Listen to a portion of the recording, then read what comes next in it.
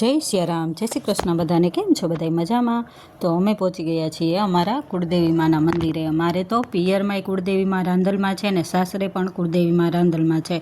એટલે ત્યાં જઈએ એટલે અમારા માતાજી છે ત્યાં અમે શ્રીફળ વધારી અને દર્શન કરી આવીએ. અને સતીમાં પણ છે ત્યાં પણ શ્રીફળ વધારીને પગે લાગી લીધું. અમે ચારેય નણંદ ભજાઈ આવી હતી.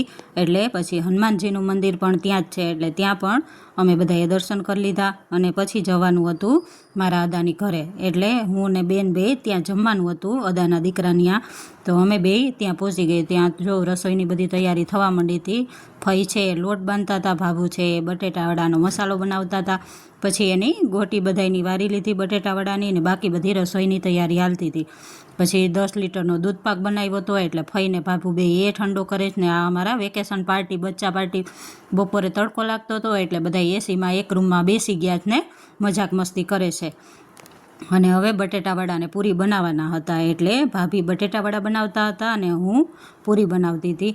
એટલે બધી જ રસોઈ બની ગઈ. એટલે પછી બધાને જમવા બેસાડવાના હતા. અમે બધાએ વેકેશન કરવા જઈએ એટલે અમારે બધાને મોજે મોજ હોય. એક દિવસ કાકાના ઘરે જમવાનું હોય તો એક દિવસ અદાની ઘરે.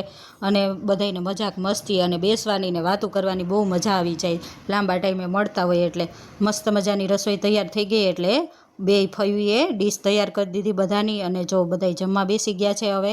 અને બાકી રહ્યા હતા બે ફયું એટલે એ લોકોને પણ જમવા બેસાડી દીધા. બે ફઈ ને ભાભુ એ ત્રણેય પણ જમવા બેસી ગયા. ને હું ને ભાભી ગરમા ગરમ બટેટાવડા ભજીયા અને પૂરી ઉતારતા ગયા. અને પછી વારો આવ્યો અમારો એટલે અમે પણ જમવા બેસી ગયા. જો તમને આ વિડીયો પસંદ આવ્યો હોય તો લાઇક શેર ને સબસ્ક્રાઈબ કરવાનું ન ભૂલતા. અને જો બાય બાય, હવે મળીએ નેક્સ્ટ વિડીયોમાં. આ બચ્ચા પાર્ટી અમારી મોજ કરે છે.